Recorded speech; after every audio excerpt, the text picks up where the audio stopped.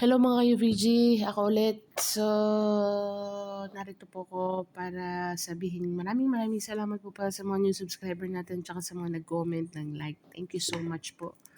Nakakataba ng puso. Okay, punong-puno na ako ng love. So, tingnan po natin kung anong ganap sa ating mga ka-UVG dyan. UVG Collective, anong ganap? Okay, so tignan natin. Sa mga hindi po makaka-resonate, better luck next time po. Okay, sa mga makaka-resonate, thank you po in advance. So let's see. Wala po tayong gender sa energy. So use your own discernment po. Okay, wag pong pipilitin pag hindi po kasya. Okay, so let's see. Ang ganap sa ating mga UVG Collective. The Star. Mabenta ang Star Die. The Fool. Binalasa ko naman tuloy. Transformation.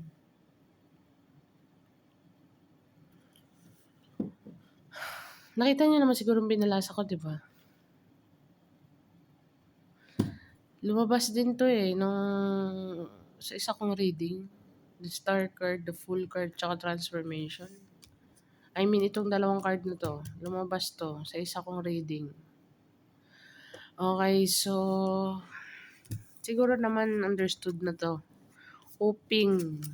Okay. Taking a risk. Bakit? Transformation is a must here. Okay. So, Virgo, you are going through transformation. Ay, ba't ko ibabalasa? Oh, Ace of Fire. New beginning, new start, Virgo. New idea. Business idea. Business idea. Basta, very passionate or ignite na ignite ang passion dito regarding sa new beginning. I-clarify natin each card. So, workings, ito na lang kayang gamitin kong clarification. Ito naman para maiba. Clarify the star card for my Virgo.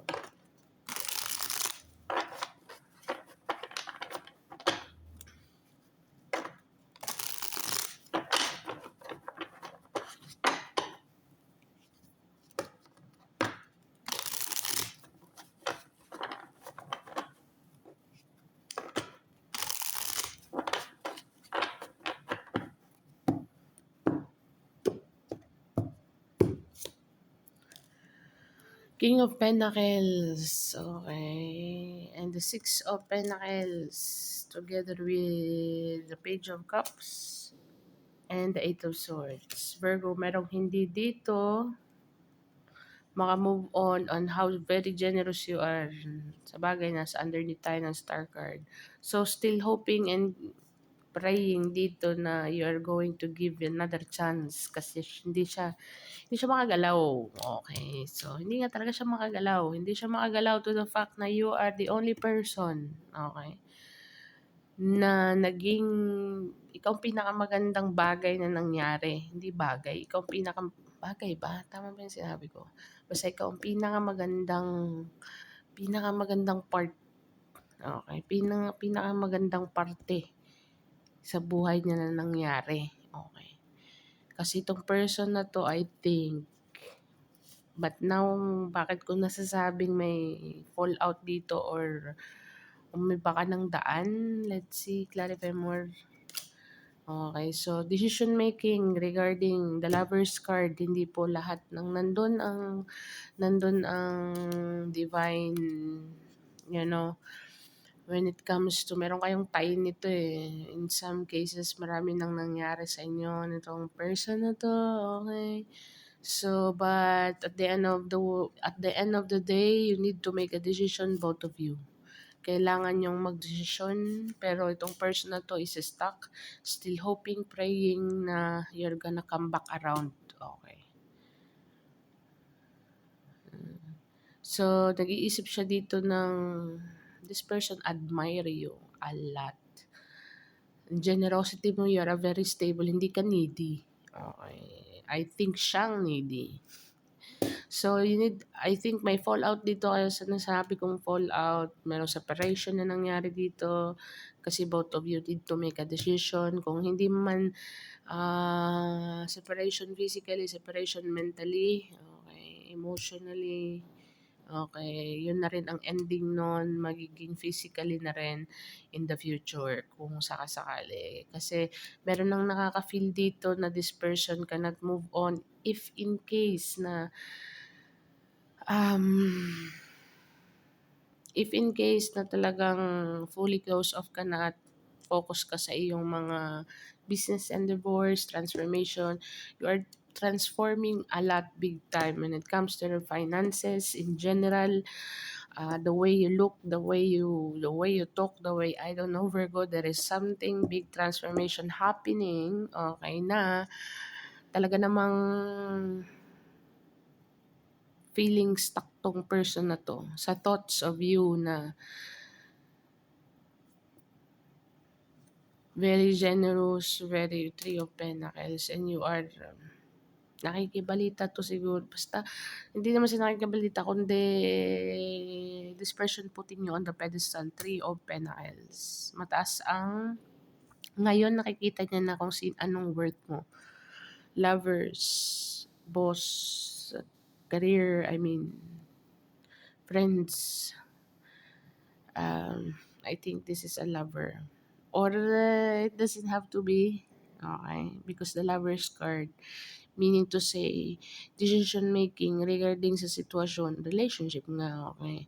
Hindi naman lahat ng relationship, relationship na in love. Pero nasabi ko rin kanina, namin ko na merong chemistry. So, in some point, basta nakaka-miss ka, Virgo.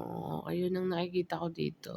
Talagang 'pag umalis ka sa buhay ng isang person, kahit sino pa man 'yan, pamilya or I don't know, basta there is something about you na mafi-feeling stuck talaga for a very long time. Ang person na naging connected sa'yo, hindi mo ba napapansin or I think na mararamdaman mo siya energetically that if okay, naranasan ng isang person ang energy ng Virgo, definitely hanap-hanapin talaga, hanap-hanapin. I-try nyo ba, cross-watcher, try lang, then we'll see. Okay. Mag-comment kayo sa akin sa baba kung mali ako talaga. Okay. So, dalawa kasi ang mga Virgo. Dalawa ang Virgo na awaken, gising. Isang may Virgong gising, may Virgong tulog. Meaning to say, yung Virgong tulog is yun yung hindi walang sympathy, walang ano, hindi niya alam kung paano, how life works, hindi niya alam kung basta may naaapakan na siya or what or something, yun ang tulog. Sa mga Virgo pong highly awakened, okay, sila po yung may mga sympathy, sila yung inuuna muna ang iba bago ang sarili. Kahit na masakit, go pa rin. Gigets mo, kung kinakailangan i-extend ang sitwasyon, extend ang sarili nila sa sitwasyon, they will do it for the sake of someone's, you know what I mean, Virgo? So, dalawa ang Virgo, isang tulog, isang gising. Okay. So, para po sa mga Virgong gising, i-try nyo kayang sa mga cross-watcher, makikita nyo or mafe-feel nyo, okay, ang energy ng Virgong gising. Okay. So, nakaka-miss, magsisisi ka talaga. There is something sisi na mafe-feel ka pag ang Virgo is nag-shutdown na, okay, at natutong at nag-decide na mag-focus sa sarili nila. Kasi talagang huyo ka. Okay. So, tingnan natin kung ano ang the full card. Basta itong person na to, nakikita ka niya, you're all up into your business, Virgo, and you don't have any time for any BS here. This person is stuck, hindi siya tinatry niya atang tinatry niyang hindi maging stuck with the hangman and the lover's card. Tinatry niya magdesisyon na ayaw niya ng ganitong sitwasyon. Okay.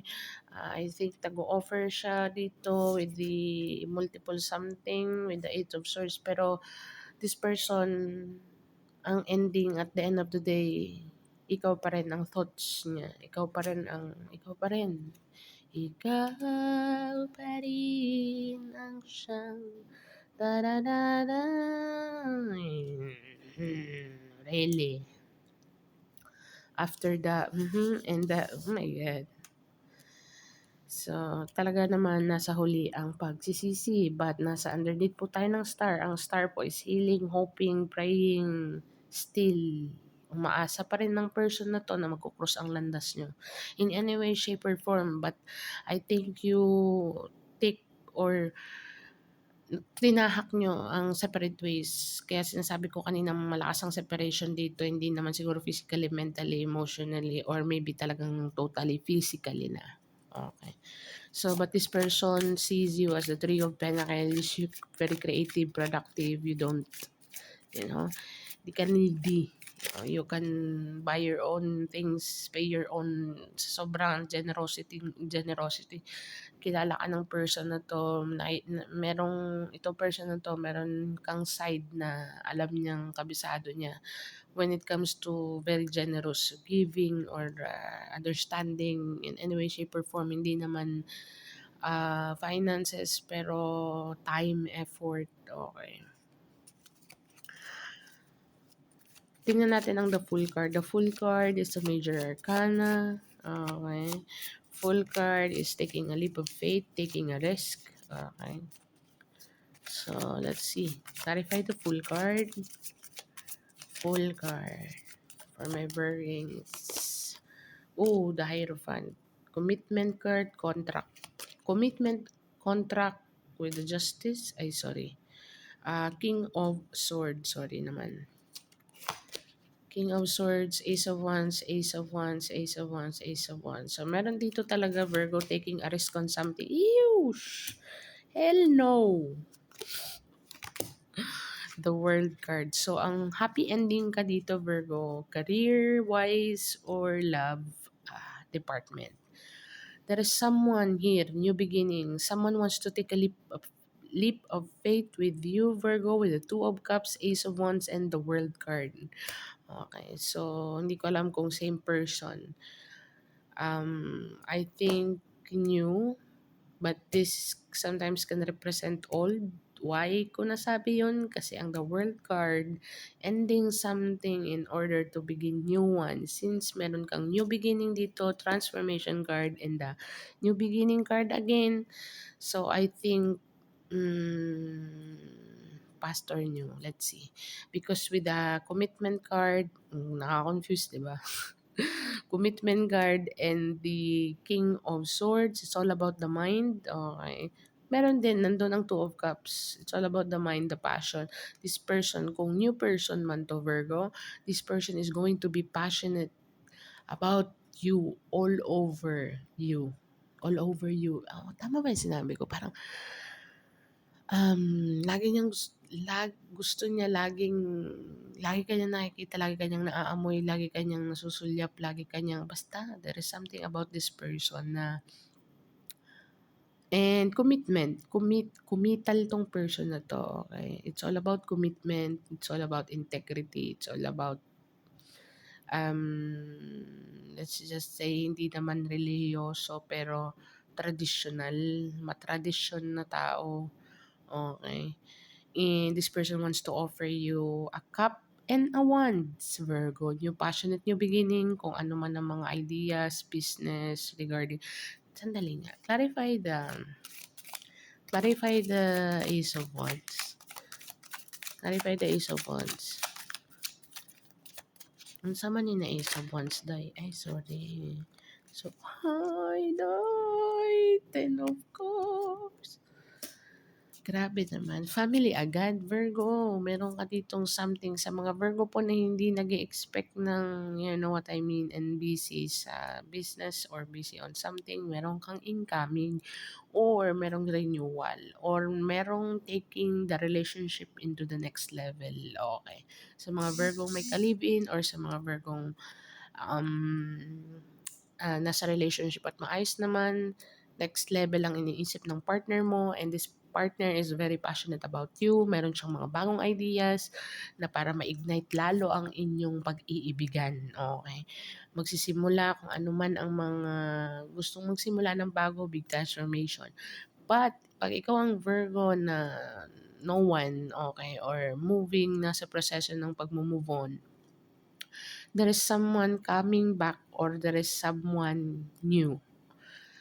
Is this someone new or tanungin nga natin. Pati ako ay curious. Meron bang bago? Ano nangyari? So, is there someone new or old? See. Sabihin mo na kasi. Three of Cups. I think this is a new person with the Three of Cups, invitation, celebration. I think there is someone coming in. Okay, but this is community reconciliation also. Three of Cups is friends, long time no see, but sometimes it can represent Virgo. Ano nga ba? The Moon card. Ano nga ba? Strength. Leo Pisces. Um, merong hidden dito, Virgo. Merong secret dito. Ang lakas ng tama nito sa'yo. Siguro, I think, saan ba to? Is it on a workplace or something? Anxiety. Nakikita ko, anxiety. Na, na, na, na, na, na, na. Ewan ko ba kung anong kanta yun. Is it work or community or friends? I don't know. High priest, alam mo yan. Sabi ng Maraha, alam ni Virgo yan. Ang masasabi ko lang sa yung hint, okay, this person sees you from afar. Okay, and this person sees you na nakikipag-gathering ka. Okay, because meron tayong the moon card. The moon card is a secret something here. Okay. So with the strength card, sikreto lang yun siya, Virgo. Secret admirer to. Pero this person, kung sino man to, boss energy to with the King of Swords and the Hierophant card. Commitment at saka pag ano tong person na to is like process, step by step, hindi siya yung pinag-iisipan niya ng mabuti. Okay, with the Two of Cups, very passionate. Talagang nakikita niya na yung sarili niya.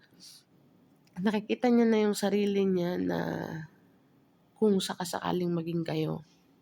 Nandun ang commitment, nandun ang passion. Okay, this person is just like, with the Ten of Cups, hello, baby.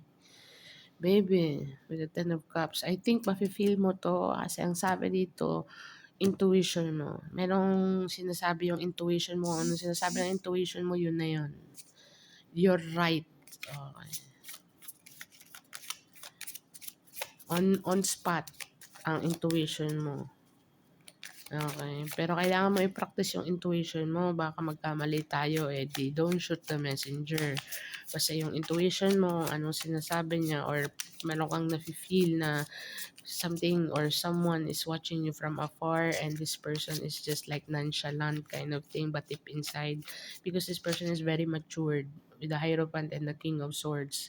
It's all about the mind, but hello, hindi walang makakalagpas sa Virgins kasi ang intuition nila is malakas. Okay, even though kahit anong sikreto mo dyan, mabibisto ka pa rin. Merong si Virgo lie detector. Lalo na po sa mga highly awakened na mga Virgos natin dyan. So, tingnan natin kung ano ang meaning ng transformation. Clarify the transformation card for my Virgo, please. Nine of Wands and the Nine of Pentacles. All about nines, Virgo. With the Wheel of Fortune. Hello, baby. And with the Five of Cups. Okay, let's see. With the Empress card. So, Virgo, there is a big transformation here. But, 9 to the 10 of Wands. This is the mastery. Okay. Kumbaga, nag-training ka na, tapos na lahat ng pagsubok mo. Hindi ko naman sinabing tapos na. I mean, siguro sa chapter. Okay, merong chapter sa buhay mo na I think na-master mo na with the Nine of Pentacles to the Ten of Pentacles to the Ace of Wands, overall energy. The Empress card is an expert person. I-embody niya lahat ng energy na swords, pentacles, cups, full of compassion, creativity, productivity, and at the same time with the clarify them. 9 to the 10 of Wands, wounded warrior, multitasking para sa akin to. With the 9 of Pentacles, you can pay your own bills. Smelling good, doing good. Okay, Virgo, you are an expert here. Okay, very independent card. Transformation. This is the very matured ang nakikita ko dito. Very matured. Okay. So, mapapansin mo sa sarili mo na ang dami nagbago. Okay. Ang dami nagbago. The way you think, the way na mag-isip ka, the way na um, mga ideas mo nagpa-pop out lang. Okay. So, it's time for you to take an action. Virgo dito with the Ace of Wands. Ace of Wands, passion. Very passionate. Okay.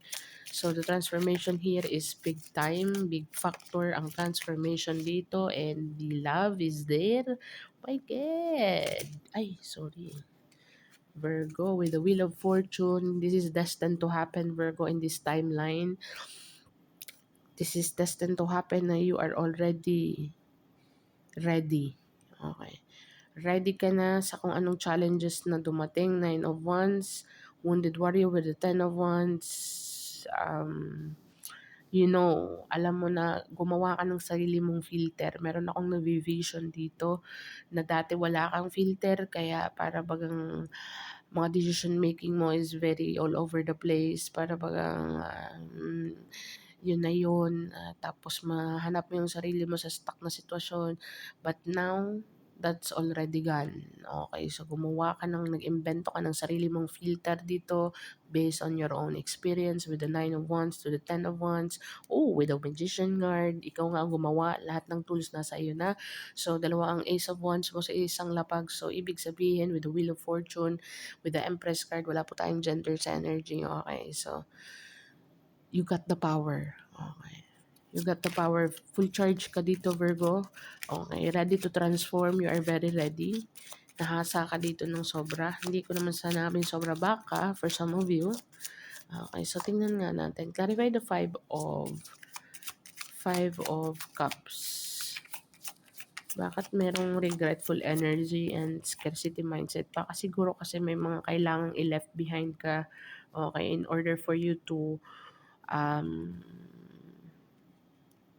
para umikot yung wheel, may mga kailangan ka siguro ditong we'll see. Clarify the Five of Cups.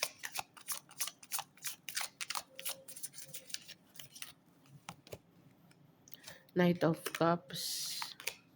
And the Four of Wands. Okay. With the Four of Swords. So Virgo, I think when it comes to family or foundation, Virgo, you need to leave behind something here, I think temporarily, because you are building something new. Okay. So, sa nakikita ko dito, nagbi-build ka ng sarili mo. Okay. You need to leave something behind. Kung sa nakikita mo, yung Empress nakatingin sa daan niya, tinitingnan mo kung yung sarili mo before sa ngayon. Okay. So, you are very motivated or very passionate kasi ginagawa mo ang goal mo or you are heading to your goal with a very loving heart or basta merong something kasi ang Knight of Cups is romantic, hopelessly romantic, with selfless din ng Empress eh. Okay, susubo na lang ibibigay pa. So, you are creating some foundation here for your own self, for yourself, or for someone that you love, mga loved ones mo dito na deserve. Oo, deserve kung ano man ang ibibuild mo dito, Ace of Wands. Bakit ko paulit-ulit na sinasabi na may binibuild ka or may gusto kang i-build, but na-realize mo dito kailangan mo munang i-build yung sarili mo. So, you are ready with the transformation card and then damay-damay na. Meaning to say, that nag-transform ka na mentally, emotionally, physically. Okay, so lahat kailangan mong i-renovate, okay, or renovate or create. Kailangan mo mag-create dito ng para sa'yo, okay, with the Wheel of Fortune. Generational wealth as well, or bahay, or basta. Okay, pero ginagawa mo siya out of love, okay. Hindi ka sinasabing basta 'di ba merong mga taong magpapagawa ng school or magpapagawa ng ganito, analogy ko lang, magpapagawa ng school, kasi meron silang purpose para tumakbo na ano, para iboto sila gano'n. Pero ikaw on the another hand, papagawa ka ng ganito, school or hospital or something, example ko lang 'yun, okey. Kasi out of love, out of, gusto mo, okey, matagal mong pangarap, okey. So with the Four of Swords, you are healing here about the situation na kailangan mong iwan, okey. Lumilingon ka naman sa pinanggalingan mo pero malungkot ka kung dahil yung pinanggalingan mo is para bagang there is nothing there. Kahit anong gawa mo or kahit anong effort mo. Okay, so kinontemplate mo na to. Okay, so tingnan natin, Temperance card and the Knight of Wands. You want to make things done fast? Okay. So yun ang nakikita ko dito, Virgo, sa third row.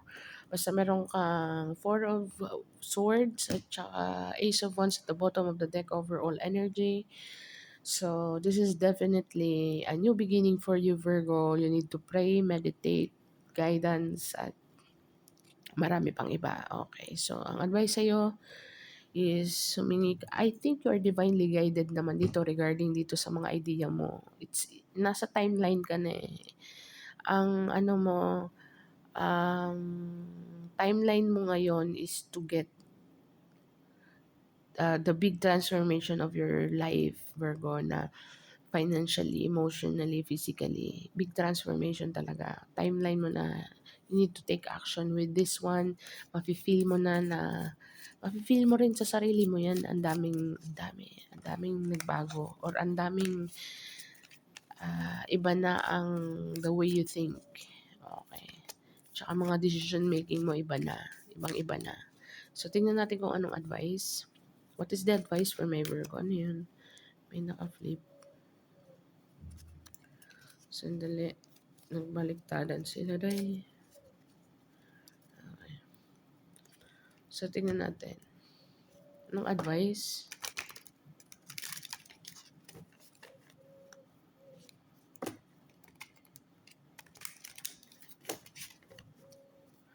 Para po sa mga hindi makaka-resonate, better luck next time po, okay? Communication is the key. But, kailangan ko ibalik. Let's see.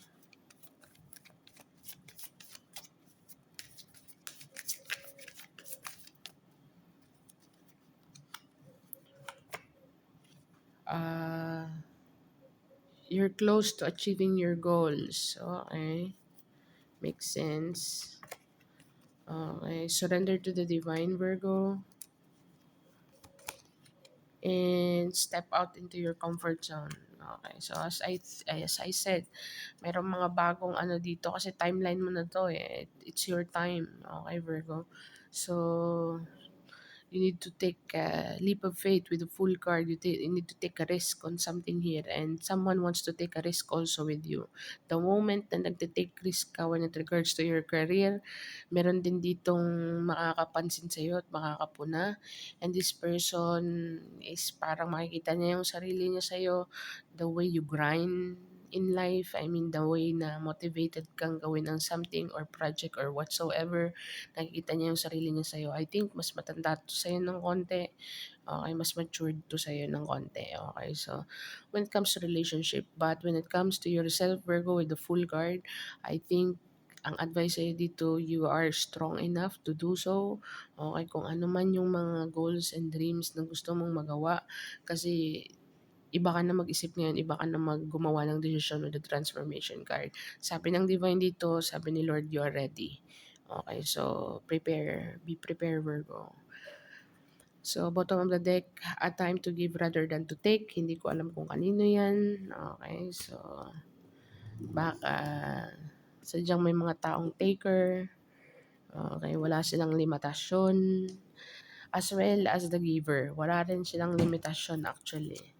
So, pay attention, Virgo, kung mga sino man yan.